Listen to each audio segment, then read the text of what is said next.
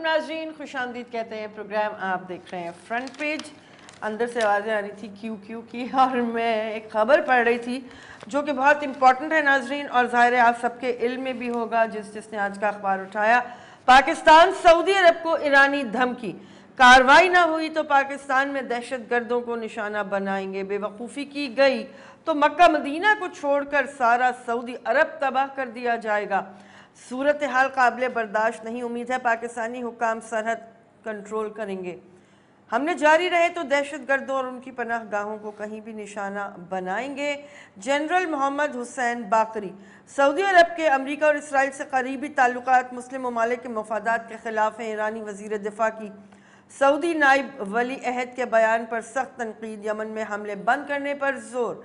रोज़ामा जंग की सुर्खी, रोज़ामा एक्सप्रेस में भी यही खबर मौजूद है, लेकिन शह सुर्खी के तौर पे पाकिस्तान में दहशत गर्दों के ठिकानों के खिलाफ कार्रवाई कर सकते हैं। ईरान की धमकी,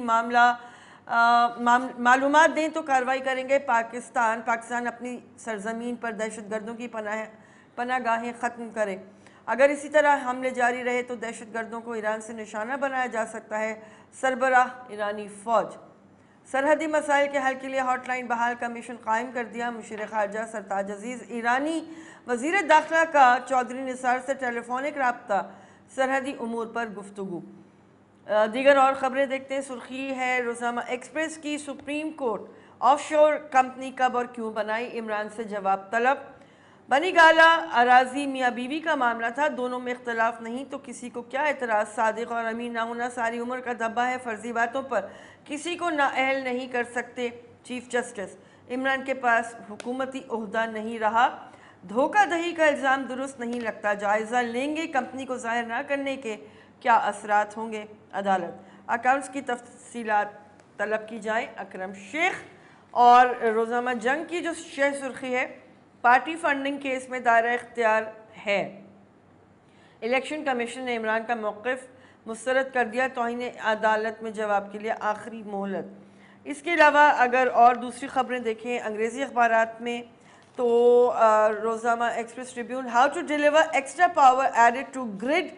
ये बहरहाल एक बड़ा सवाल है कि अगर आपने पावर जनरेशन कर भी ली मतलूबा जितना आपको चाहिए तो उसको नेशनल ग्रिड का हिस्सा कैसे बनाया जाए, क्योंकि कहा जा रहा है कि नेशनल ग्रिड का जो अपना निज़ाम है वो भी बहुत फरसुदा हो चुका है। Imran PTI hit with double whammy.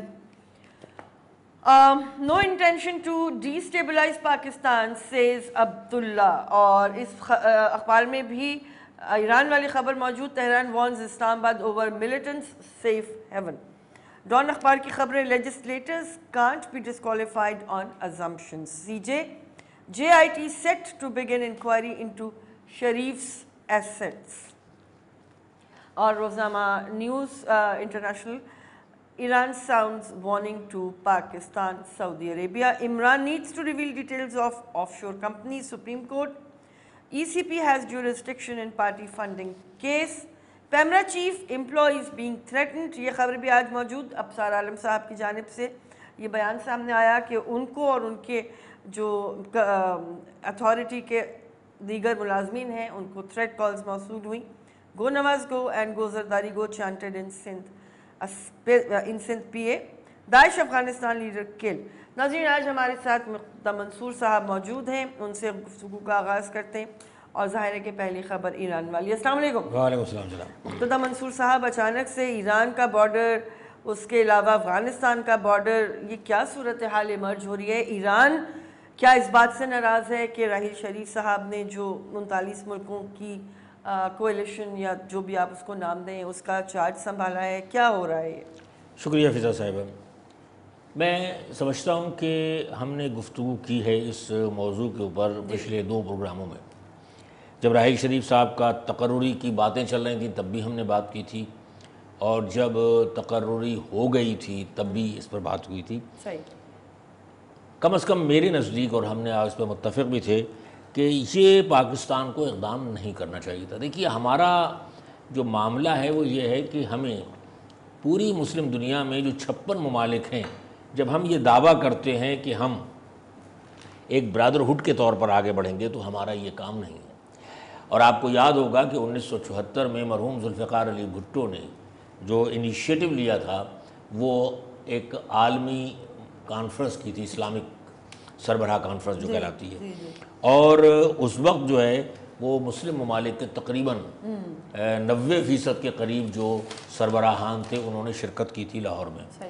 عرض کرنے کا مقصد یہ ہے کہ یہ ایک ہماری ایک لائن ہوا کرتی تھی، ہماری سوچ ہوا کرتی تھی کہ ہم کوئی بھی فقہی معاملات ہوں یا کوئی اختلافی معاملات ہوں اس میں ہم کسی بھی ملک کے لیے، حالانکہ آپ یہ دیکھیے کہ ان کے تعلقات بھٹو صاحب کے شاہ فیصل سے بہت قریبی تھے، ان کے تعلقات معمر قذافی صاحب سے بہت قریبی تھے، اور یہ بشار الاسد کے والد حافظ اسد سے بہت قریبی تھے، لیکن اس کے باوجود انہوں نے نہ شہنشاہ ایران نہ ہی انہوں نے کسی اور دیگر جو حکمران تھے ان کے ساتھ، اور اس وقت بھی بعض ممالک کے درمیان تنازعات موجود تھے، بالخصوص جو عراق اور سعودی عرب کے درمیان موجود تھے، مصر اور سعودی عرب کے درمیان ہلکی کھٹ پٹ موجود تھی، لیکن یہ ہماری ایک فورن پالیسی کی کامیابی تھی۔ میں اس کے اندر یہ جو کچھ ہو رہا ہے اس میں میں ان ممالک کو الزام دینے کی بجائے اپنی جو خارجہ پالیسی ہے اس کے میں اندر پائے جانے والے اسقام کو ذمہ دار ٹھہراؤں گا، کہ اور بار بار ہم یہ کہتے رہیں کہ ہماری جو خارجہ پالیسی ہے اس کے اندر ایسے اسقام پائے جاتے ہیں اور اس کے اندر ایسی پالیسی خامیاں موجود ہیں کہ جس کی وجہ سے ہم ان صحیح ٹریکس پر جن پر ہم ماضی میں چلتے رہے ہیں آج نہیں چل پا رہے ہیں، اور ہم توازن بگاڑ بیٹھے۔ ایک اور بات بھی میں آپ سے عرض کر دوں، یہ ضمناً ہے اس کے اندر جس سے سمجھنے میں آسانی ہوتی ہے۔ دیکھیے امریکہ نے بین لگایا ہوا تھا، ایمبارگو تھا چائنا کے اوپر۔ حسین شہید سہروردی پہلے وزیر اعظم تھے 1954 میں جنہوں نے روابط قائم کیے، اور پھر 1962 میں بھٹو صاحب نے، یعنی تمام تر امریکی مخالفت کے باوجود اس وقت کی جو ڈیموکریٹک پارٹی تھی جان ایف کینیڈی کی قیادت میں، وہ کہہ رہی تھی کہ آپ پاکستان سے کہ ساتھ دیجیے ہندوستان کا جو ہندوستان اور چین، لیکن پاکستان نے اس وقت جو ایک موقف اختیار کیا تمام تر اس دباؤ کو نظر انداز کرتے ہوئے۔ آج ایسی کون سی صورتحال ہے کہ ہم ایک یک طرفہ طور پر، دیکھیے 39 ممالک کا مطلب ہے وہ ایک خاص مسلک اور ایک خاص فقہ کو ظاہر کرتے ہیں۔ ہمارا کام کسی ایک فقہ کے ساتھ کسی ایک مسلک کے ساتھ جڑنا نہیں، بلکہ ہمیں ایک براڈ بیس مسلم جو امہ کا تصور ہے اس پہ جانا ہے، اور اس پر جانے کے لیے بہتر طریقہ یہ ہوتا ہے کہ کسی بھی ملک کو ناراض نہ کیا جا سکے، برادر اسلامی ملک کو۔ تو اور پھر یہ کہ ایران افغانستان، دیکھیے پھر ہمارا بچتا کیا ہے، ہندوستان سے ہمارے کشمیر سر کریک اور اس پر اختلافات، شمال میں ہمارے بیٹھا ہوا ہے افغانستان، اس کے ساتھ ہمارے معاملات، مغرب اور میں بیٹھا ہوا ہے ایران، اس کے ساتھ، اب جنوب میں صرف سمندر رہ جاتا ہے۔ تو ہمیں خود یہ سوچنا چاہیے کہ ہم میں کیا، دیکھیے مسئلہ یہ ہے کہ دوسروں کو تنقید کا نشانہ بنانا بہت آسان ہوتا ہے، لیکن خود احتسابی جو ہے اس پر بھی دیکھنا چاہیے کہ ہم سے کہاں کہاں غلطیاں ہو رہی ہیں، کہاں کہاں اور میں نے کشمیر کے معاملے میں بھی آپ کو یاد ہوگا کہ پچھلے پروگرام میں گفتگو ہم لوگوں نے کی تھی کہ یہ سارا کا سارا جو ہے ہمارا سفارتی ناکامیوں کا سبب ہے کہ ہم نہیں کر پا رہے ہیں۔ تو عرض کرنے کا مطلب یہ ہے کہ یہ میں تو اس کو اپنی خود احتسابی دیکھوں گا، اپنے ملک کی خارجہ پالیسی کے اسقام کی روشنی میں دیکھنے کی کوشش کروں گا کہ یہ جو صورتحال پیدا ہوئی ہے۔ ٹھیک ہے، اچھا میں ذرا اس کو ایک اور دوسرے تناظر میں اگر رکھوں اور بات کروں آپ سے ایک اور پرسپیکٹو کی، کہ چونکہ باقری صاحب اس وقت لنڈن کے دورے پہ ہیں، ٹھیک ہے، تو کیا یہ ممکن ہے کہ بعض دفعہ ایسا بھی ہوتا ہے کہ آپ انٹرنیشنل آڈینس کو اٹریکٹ کرنے کے لیے کوئی ایسی اختلافی بات کر جاتے ہیں جس سے آپ کی طرف ذرا ہمدردی زیادہ ہو اور دوسرے کو آپ مرد الزام ٹھہرائیں؟ اور اس میں ایک اور بات بھی میں آپ سے پوچھنا چاہوں گی، اسی اس میں رہ کر، پیرامیٹرز کے اندر رہ کر، کہ آپ جب بات کریں فورن پالیسی چیلنجز کی، تو کیا آپ ایسا محسوس نہیں کرتے کہ جب سے تقریباً 30-35 سال سے افغانستان کے پورے معاملات سامنے آئے اور انہوں نے پاکستان کو کیا بلکہ تقریباً پوری دنیا کو ایک طرح سے یرغمال بنا لیا، تو ہم شارٹ ٹرم سیکیورٹی چیلنجز کی وجہ سے کوئی لانگ ٹرم پلاننگ کرنے میں ناکام دانستہ رہے یا غیر دانستہ؟ سوالات کے جواب کالر کی بات سن لیتے ہیں، پھر اس کے بعد۔ السلام علیکم۔ وعلیکم السلام، فضا کیسی ہیں؟ یحییٰ بات کر رہا ہوں۔ الحمدللہ۔ جی مکتا منصور صاحب کو بھی سلام ہو، کیونکہ تاریخ کے حوالے سے بات کرتے ہیں اور جی ڈیفینیٹلی میں آپ کو بتاؤں جو انہوں نے بھٹو صاحب کی فارن پالیسی کا ذکر کیا وہ یقیناً بہت زبردست تھی اور اس زمانے میں ہم نے کافی انٹرنیشنل اچیومنٹ حاصل کی. انفارچونیٹلی مسئلہ یہ ہے کہ ہم لوگ ان لوگوں کا ذکر تک کرنا پسند نہیں کرتے اور ہمیں جب تاریخ کا پتہ نہیں ہوتا تو ہم تبصرے پھر کر نہیں سکتے. صحیح بالکل صحیح بات کی آپ نے. میرا تو رکتا منصور صاحب سے سوال یہ کہ جناب ہماری فارن پالیسی بناتا کون ہے اور اگر بناتا ہے تو وقتی طور پہ تقاضا. ہم نے افغانستان کی وار میں حصہ لیا, ہم نے ان کے امریکہ کی فل سپورٹ کی, اس کے بعد ہم نے اپنے حالات دیکھے کیا ہوئے. اس کے بعد آج ہم جو فیصلے کر رہے ہیں ہم آپ نے بالکل صحیح کہا, جب ہم اپنی جائزہ نہیں کریں گے اپنی کارکردگی پہ تو اس کے اثرات کیسے صحیح آئیں گے. میں صرف یہ سوال کرنا چاہتا ہوں کہ ہماری فارن پالیسی جو ہے وہ بناتا کون ہے, اس میں کوئی ایسے لوگ موجود ہیں جن کو اویئرنیس ہو دنیا کے بین الاقوامی تعلقات کے بارے میں پتا ہو, یا ہم وقتی طور پہ پیسہ حاصل کرنے کے لیے سب کچھ کر لیتے ہیں. بہت شکریہ. ٹھیک ہے, وہ بھی تقریباً وہی والی بات پوچھ رہے ہیں آپ سے. اچھا دیکھیے فضل صاحب, میں یہاں پر دو باتیں عرض کرنا چاہوں گا آپ سے. پہلی بات تو یہ ہے کہ پاکستان میں جو بنیادی مسئلہ ہے وہ ہے کہ فارن پالیسی کا. ابھی 2 دن پہلے کی بات ہے غالباً, ایک ٹی وی چینل میں ریٹائرڈ جنرل سے سوال کرتے ہوئے انہوں نے پوچھا کہ جی کیا فارن پالیسی میں آپ دخیل ہیں, تو ان کا دیکھیے مشاورت میں تو ہم حصہ لیتے ہیں لیکن یہ کہ اسرٹ تو خود سویلین گورنمنٹ کو کرنا چاہیے اور ان کو خود آگے بڑھ کر اور فارن آفس کو خود اپنی پالیسی مرتب کرنا چاہیے. اچھا امریکہ کی جب ہم اسٹڈی کرتے ہیں فارن پالیسی کو تو وہاں اسٹیٹ ڈپارٹمنٹ جو ہے وہ اس کو پالیسی بناتا ہے, لیکن اس میں پینٹاگون کی جو ہے وہ مشاورت شامل ہوتی ہے اور پھر وہ جاتی ہے پالیسی کانگریس کے اپروول کے بعد جو ہے صدر اس کو لے کے چلتے ہیں. صدر بعض جگہوں پر اپنا جو ان کو آئینی ویٹو کا حق حاصل ہے وہ استعمال کرتے ہیں. ہمیں دیکھنا یہ پڑے گا کہ ہم کیا ان اسٹیک ہولڈرز کو, مطلب فوج جو ہے وہ دفاعی نقطہ نظر سے سیکورٹی کے نقطہ نظر سے کیا مشاورت دیتی ہے ہمیں, وہ مشاورت شامل ہونی چاہیے. لیکن جو پروفیشنلز بیٹھے ہوئے ہیں یا پروفیشنلز کو ہونا چاہیے آپ کی فارن آفس کے اندر, ان کو اس پالیسی کو ترتیب دینا چاہیے اور پھر آپ کی جو ہے پارلیمنٹ اس کو اپروول کرے اور کرنے کے بعد وہ نافذ ہونی چاہیے. ایک بات تو یہ ہے. دوسری بات میں آپ سے عرض کروں گا کہ یہ جو تضادات چل رہے ہیں اس کے اندر ہمیں بڑا محتاط رہنا پڑے گا. دیکھیے یہ 79 جو تھا وہ ایک ٹرننگ پوائنٹ تھا. شہنشاہ ایران سے سعودی حکمرانوں کے بہت قریبی تعلقات تھے. اس کی وجہ کیا تھی کہ دونوں کے عقائد مختلف ہونے کے باوجود دونوں جگہ شہنشاہیت تھی, لہٰذا وہ تعلقات بہتر تھے. لیکن جیسے ہی ایران کے اندر انقلاب آیا اور مذہبی زوما جو ہے وہ اقتدار کے اندر آئے تو اختلافات پیدا ہوئے, کیونکہ یہ خوف پیدا ہوا. اس کے پیچھے عقائد نہیں ہے, کیونکہ اگر عقائد ہوتے تو تعلقات بہتر نہ ہوتے. یہ تھے وہ خوف تھا کہ کہیں ایسا نہ ہو کہ ہمارے یہاں بھی وہ شخصی جو موروثی سیاست اقتدار ہے وہ ختم ہو جائے اور اس کے جگہ پر وہاں پر بھی کوئی علماء کا گروپ یا کوئی اور گروپ کوئی اور سیاسی جو ہے وہ آ کر جو ہے اقتدار. تو یہ اصل میں جو ہے یہ سیاسی معاملہ ہے جس کو کہ رنگ دیا جا رہا ہے عقیدے کا, اس کو دیا جا رہا ہے فرقے کا. اب اس میں ہمارا کام کیا ہے؟ ہم تو براڈ بیس دیکھیں گے. ہمارا جو معاملہ یہ تھا کہ ہندوستان کے مسلمانوں نے, ہندوستان کے سنیوں نے, ہندوستان کے شیعوں نے یا ہندوستان کے اسماعیلیوں نے یہ ملک نہیں بنایا, بلکہ بحیثیت مجموعی تمام نے حصہ بقدر جثہ اس میں شمولیت اختیار کی اور تمام کے تمام لوگ جو تھے محمد علی جناح کی قیادت میں متحد ہوئے تھے اور انہوں نے اپنے اپنے فرقوں کے جو عمائدین تھے, جو علماء تھے, جو بڑے بڑے مدبرین تھے, ان کی قیادت کو تسلیم نہ کرتے ہوئے جناح صاحب کی قیادت کو تسلیم کیا تھا. اس کا مطلب ہے کہ ایک متحدہ اسلامی مملکت. تو یہ مملکت جو ہے یہ کسی ایک فقہ کے لیے, کسی ایک مسلک کے لیے, کسی ایک عقیدے کے لیے نہیں, بلکہ ایک مسلمانوں کی ایک ریاست ہے. لہٰذا اس کو اسی طرح سے بیہیو کرنا چاہیے اور یہ اسی طرح بیہیو کرے گی تو اس کے لیے بہتر ہوگا. ٹھیک ہے جی. السلام علیکم. السلام علیکم محترمہ. گزارش یہ ہے کہ آج تک آپ کا فورم منسٹر نہیں بنا 4 سال میں, تو افغانستان کی پالیسی ہو, امریکہ سے ہو, انڈیا سے ہو, تو اس میں کیا ڈائریکشن ہوگی؟ پرائم منسٹر صاحب انگراسڈ ہیں, وہ کہتے ہیں کہ کرپشن اتنی ہے, اسکینڈل اتنی ہے, میں ان کاموں سے فارغ. بات یہ ہے کہ ابھی بجلی کا بحران جو ہے, آپ کو میں عرض کروں کہ اتنی مہنگی بجلی 4 سالوں میں ہوئے, 1000%. جو چیز 5 روپے کی آتی تھی اب وہ 50 روپے کی ہے. اگر آپ ایک سیب لے لیں, کوئی آپ سبزی لے لیں, اسی طرح بجلی ابھی تو جب بل آئیں گے, جب لوڈ شیڈنگ ختم ہو جائے گی, لوگ اس وقت روئیں گے. صحیح بات. ٹھیک ہے جناب, آپ نے پاور کی بات کی, اس کے بارے میں بھی بات ضرور کریں گے. لیکن مقتدی صاحب وہ جو میرا سوال تھا کہ بعض دفعہ انٹرنیشنل اٹینشن گریب کرنے کے لیے بھی متنازع یہ سب کچھ ہوتا ہے، یہ سب کچھ ہوتا ہے، اور اس پر جو ہے آپ کا ویسٹ جو ہے وہ اس کو ہوا دے رہا ہے۔ دیکھیے مسئلہ یہ ہے کہ اس وقت جو صورتحال ہے آپس کے تناؤ میں آپ کی توجہ اسرائیل سے ہٹ چکی ہے، اور ان کا جو مقصد ہے مغرب کا وہ اسرائیل کو استحکام دینا ہے۔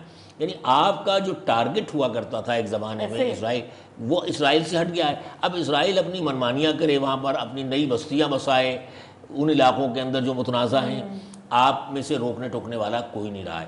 آپ اپنے طور پر اپنے ہی اندر جو ہے آپ گروپوں میں تقسیم ہو کر لڑ رہے ہیں، ایک دوسرے سے دست و گریبان ہیں، اور اس کا نتیجہ کیا حاصل ہوگا؟ اب دیکھیے نا، شام کی حالت ابتر ہو گئی، 2.5 کروڑ کی آبادی کے ملک میں سے 1 کروڑ لوگ جو ہیں وہ در بدر خاک بسر ہوئے ہوئے ہیں، ادھر ادھر نکلے ہوئے ہیں، دوسری دنیا کے ملکوں میں پناہ تلاش کر رہے ہیں۔ یعنی 2.5 کروڑ کی آبادی میں 1 کروڑ کا مطلب ہوتا ہے 1/3، تقریباً 1/3 سے بھی زیادہ۔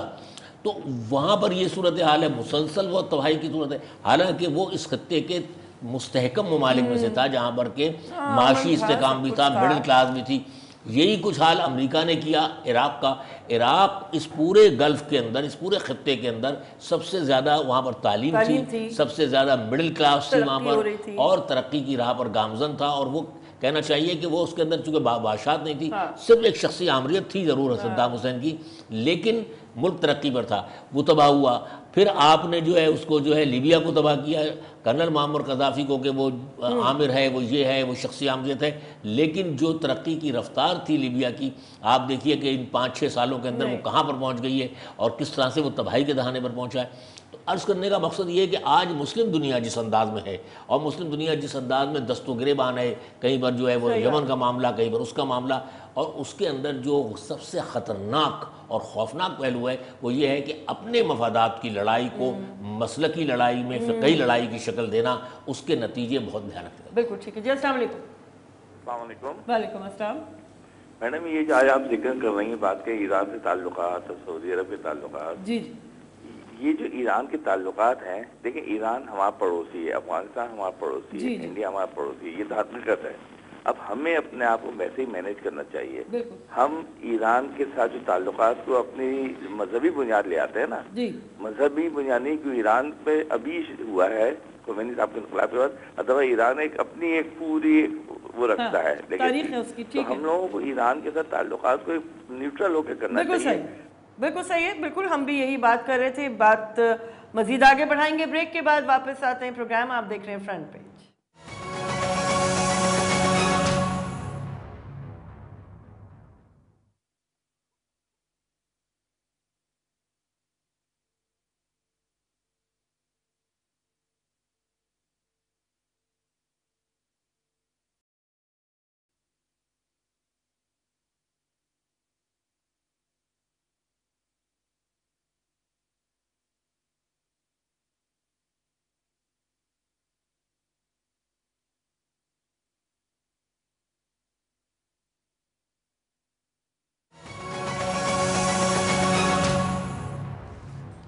جی ناظرین، خوش آمدید کہتے ہیں، پروگرام آپ دیکھ رہے ہیں فرنٹ پیج۔ ناظرین، ایک خبر جس پہ میں چاہوں گی کہ مقتدی منصور صاحب ضرور تبصرہ کریں، چینی سفیر کا بھارت میں سی پیک کا نام تبدیل کرنے کا بیان، پاکستان نے چینی سفارت خانے سے وضاحت طلب کر لی۔ یہی خبر نیوز انٹرنیشنل کے بیک پیج پہ موجود۔ Ready to change CPEC name says Chinese envoy to India.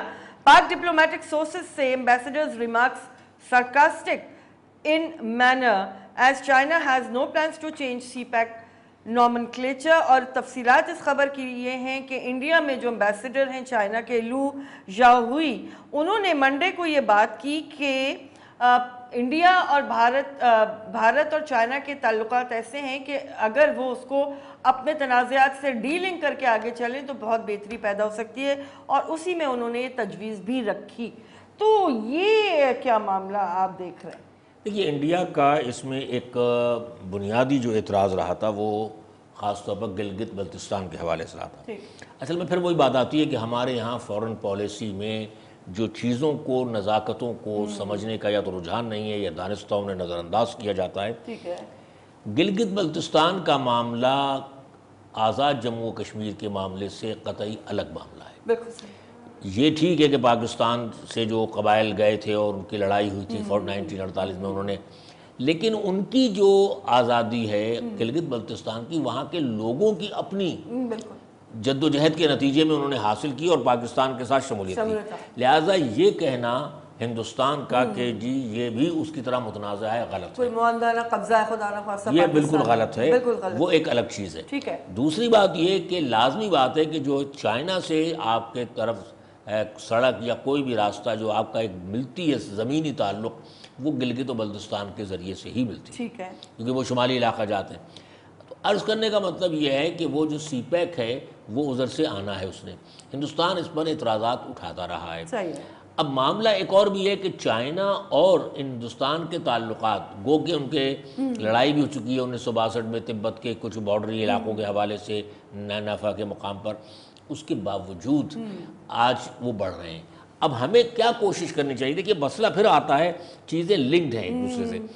Hindustan کی طرف اس کا جھکاؤ اس لیے ہے کہ ہندوستان کے پاس ایک بڑی مڈل کلاس ہے جس کی پرچیزنگ پاور ہے۔ آج کی دنیا جو ہے اس جانب بڑھتی ہے کہ جہاں پر مفادات حاصل ہوں اس کو، لہٰذا آپ یہ دیکھیے کہ ہم نے مڈل کلاس کا سائز کو شرنک کیا ہے۔ ہمارے یہاں جو مڈل کلاس جو 50% آف دا پاپولیشن ہوا کرتی تھی کسی زمانے میں، اب وہ جو ہے وہ 33% کے قریب رہ گئی ہے۔ تو مڈل کلاس ہمارے یہاں شرنک ہو رہی ہے، اور اس کی جو وجوہات ہیں وہ ہم سب کے سامنے ہیں کہ یہاں پر انرجی کا بحران، جیسا کہ ابھی کالر نے بھی کہا آپ کے، اور اس کے نتیجے میں صنعتیں بند ہو رہی ہیں۔ پھر آپ کے یہاں ایک جو دوسرا جس پر توجہ نہیں دی جا رہی ہے وہ یہ ہے کہ آپ کے یہاں ایکسپورٹ جو ہے وہ نیچے جاتی جا رہی ہے اور امپورٹ بڑھتی جا رہی ہے، تو آپ ایک سارے معاشرے بدل رہے ہیں۔ اور پھر ایک اور آپ غلطی کر رہے ہیں سی پیک کے حوالے سے بھی۔ اب ہم اعتراض کرتے ہیں تو آپ کہتے ہو جی ملک کا دشمن ہے جو لوگ اعتراض کرتے ہیں۔ اعتراض یہ نہیں ہوتا ہے، اعتراض یہ ہے کہ جناب آپ چینیوں کو جس قسم کی فیسلٹیز دے رہے ہو اس کے اطراف کے اندر، انہیں ٹیکس کی چھوٹ دے رہے ہو، آپ اپنے لوگوں کو بھی وہی فیسلٹیز دو تاکہ لوکل انڈسٹری لگے۔ ایک صاحب نے بڑا، ابھی ڈاکٹر قیصر بنگالی نے ایک بڑا اچھا وہ سنایا لطیفہ، انہوں نے کہا کہ جی آنے والے دنوں میں ہو سکتا ہے کہ ہم جو ہے وہ چینیوں کے ٹرکوں کے پنکچر لگا رہے ہوں۔ تو دوسرے صاحب نے کہا ان سے کہ نہیں یار، پنکچر لگانے کے لیے بھی وہ اپنا بندہ چین سے لائیں گے، آپ تو ہے سڑکوں پر جو ہے جھاڑو لگا رہے ہوں گے صرف۔ تو عرض کرنے کا مقصد ہے اس قسم کی گفتگو کہ آپ اپنے یہاں جو ہے سی پیک آیا، ٹھیک ہے، آپ راہداری بن رہی ہے، اس کا آپ بینیفٹ لیں، ضرور لیں، لیکن جو اس کے اطراف میں انڈسٹری لگے اس میں ٹھیک ہے اگر آپ چائنیز کو کچھ فیسلٹی دے رہے ہیں تو ساتھ ساتھ اپنے لوکل جو انڈسٹریلسٹ ہے، جو لوکل آپ کا سرمایہ کار ہے، اس کو بھی فیسیلیٹیٹ کرے تاکہ وہ لگے، اور پھر آپ کی لوکل انڈسٹری جو ہے وہ آگے بڑھے۔ اب آپ کی لوکل انڈسٹری جب آگے نہیں بڑھے گی تو آپ کی ایکسپورٹ کیسے بڑھے گی؟ یہ مطلب کامن سینس کی بات ہے، یہ باتیں سمجھ نہیں آ رہی ہیں۔ آپ دعوے بس کرتے ہیں کہ جی شہد سے زیادہ میٹھی ہے، سمندر سے زیادہ گہری ہے، ہمالیہ سے زیادہ اونچی ہے، یہ نہیں چلتا ڈپلومیسی میں۔ ڈپلومیسی میں مفادات چلتے ہیں، حقائق چلتے ہیں، مفادات چلتے ہیں ممالک کے۔ اور جیسے کالر نے بھی کہا ایران کے ساتھ بھی آپ کو اپنے معاملات مذہب سے ہٹ کر آپ کو دیکھنا ہوگا کہ مفادات آپ کے پڑوس میں آپ کو بیٹھا ہوا ہے۔ صحیح بات ہے۔ السلام علیکم۔ وعلیکم السلام جناب۔ دیکھیے ہماری جو میں یہ بات کرنا چاہ رہا ہوں کہ جو خارجہ پالیسی جو ہے یہ ایک سینسیٹیو ڈپارٹمنٹ ہے، صحیح ہے، جس کو کہ فل ٹائم وزیر خارجہ ہونا چاہیے، وہ اس کو آنکھوں میں آنکھ ڈال کر بات کرے۔ ہندوستان اپنے آپ کو پرموٹ کر رہا ہے، آپ کشمیر کا مسئلہ نہیں حل کر پا رہے ہیں، یہ افغانستان آپ پہ چڑھائی کر رہا ہے، یہ صرف ہماری خارجہ پالیسی کی کمزوری ہے۔ ٹھیک ہے، ٹھیک ہے مصطفیٰ صاحب، اسی بات کو میں آگے ذرا اس طرح سے بڑھاتی ہوں کہ مقتدی منصور صاحب، عمران خان صاحب پہ یہ الزام لگ رہا ہے کہ جب سے وہ الیکشن جیت کر آئے ہیں، اس پورے پروسیس کا حصہ بنے ہیں، انہوں نے ان 4 سالوں میں حکومت کو سانس ہی نہیں لینے دیا، الجھا کے رکھا بہت سارے معاملات میں۔ دوسری جانب اگر حکومت کی کارکردگی دیکھ لیں، اور صرف مسلم لیگ کی بات نہیں بلکہ تمام پارٹیاں جو اپنے اپنے صوبوں میں اقتدار میں ہیں، ان سب کی اگر کارکردگی سامنے رکھ لیں تو انتہائی کمزور نظر آتی ہے۔ تیسری بات یہ کہ کچھ کہنے والے حلقے یہ کہہ رہے ہیں کہ وزیر اعظم صاحب چونکہ اب اخلاقی طور پر کمزور پڑتے چلے جا رہے ہیں تو ان کی گرفت بھی اداروں پر اور معاملات پر ڈھیلی ہوتی جا رہی ہے۔ اور چوتھی جانب کل وقتی وزیر خارجہ اس حکومت نے کبھی رکھا ہی نہیں ہے، تو جو ہماری بات میں سختی ہونی چاہیے تھی، جو یکجہتی نظر آنی چاہیے تھی، اس کا فقدان ہے۔ دیکھیے ہمارے یہاں تو وزارتیں کی تقسیم جو ہے وہ ٹیکنیکل بنیادوں پر نہیں ہے۔ ٹھیک ہے۔ اب دیکھیے ایک صاحب ہیں خواجہ آصف، وہ پانی اور بجلی کے بھی وزیر ہیں اور ساتھ ساتھ وزیر دفاع، دونوں میں کیا تعلق ہے؟ یعنی پانی اور بجلی کے لیے ایک الگ ایکسپرٹی کی ضرورت ہے، دفاع کے لیے ایک اسٹریٹجیکل نالج، ایک مسلسل مطالعے کی ضرورت ہے۔ وزیر ٹھیک ہے کہ سیکریٹریز کام کرتے ہیں، لیکن وزیر کا بھی ایک مطالعہ، وزیر ہوتا کیوں ہے؟ ورنہ وزارت آپ ختم کر دیں وزیروں کو۔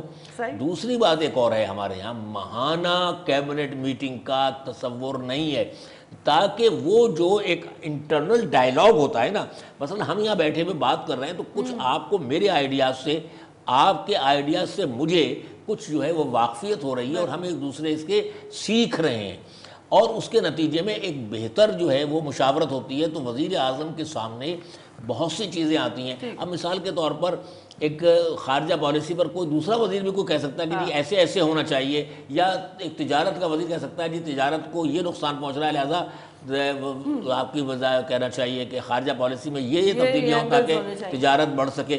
تو یہ جو مشاورت ہوتی ہے یہ کیوں ہوتی ہے؟ تو کیبنٹ میٹنگ جو ہے وہ ریگولرلی منتھلی بنیادوں پر ایٹ لیسٹ ہونی چاہیے، اور دنیا بھر میں یہ پریکٹس ہے۔ بریک پہ جا رہے ہیں، لیکن اب آپ نے جو کیبنٹ کی بات کی اس میں عام تاثر تو یہی ہے کہ وہ کابینہ جو ہے وہ 9 رتنوں کا ایک دربار ہے۔ 9 رتن بھی نہیں ہے، 5-6 ان کے رتن ہیں جو چلیں اس بارے میں بات کرتے ہیں، بریک سے واپس آئیں گے۔ پروگرام آپ دیکھ رہے ہیں فرنٹ پیج۔